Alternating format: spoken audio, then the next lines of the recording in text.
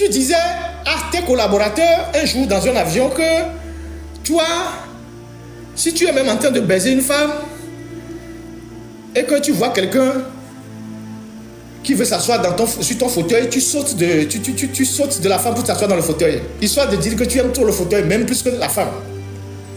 Parce que le Togo, c'est ta propriété. Vous allez voir ce qui va vous arriver.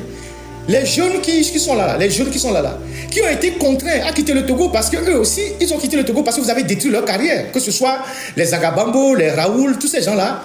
Parce que vous avez instauré au Togo la prison systématique. Dès que quelqu'un fait quelque chose, on va voir le procureur, on l'envoie en prison. Ces jeunes en ont marre, ils ont quitté le Togo. Aujourd'hui, c'est eux qui vont te fatiguer. Parce qu'eux, ils ne sont pas des opposants. Ce pas des opposants.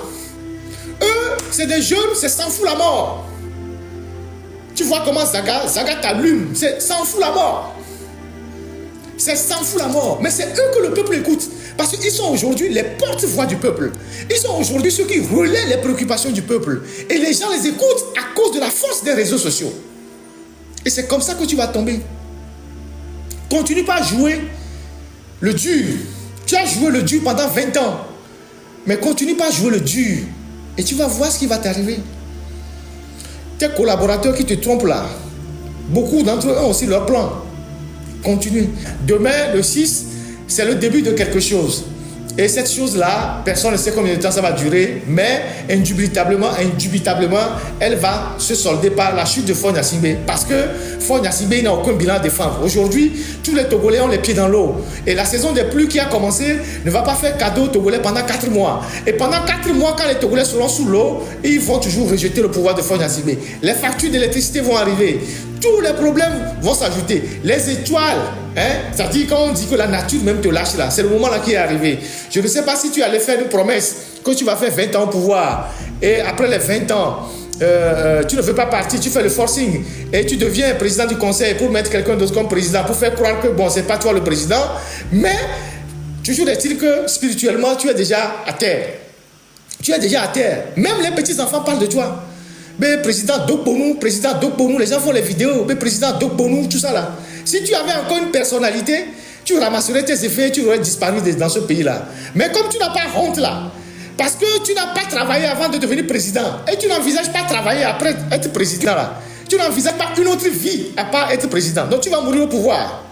Demain tu auras 59 ans, tu ne vas pas mourir très tôt. Personne ne te souhaitera la mort, tu ne vas pas mourir maintenant.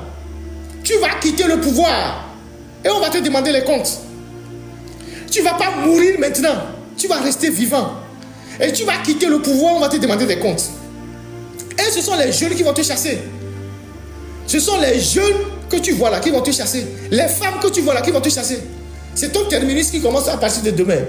Que les événements de demain soient une réussite ou pas, c'est le début de quelque chose. On rentre dans une phase de contestation de ce régime-là. Une contestation profonde dont les racines viennent de la profondeur même du peuple, du sud jusqu'au nord. Les gens sont fatigués de voir ta tête et de voir que tu sois incapable, tu ne fais rien et tu n'as aucun bilan.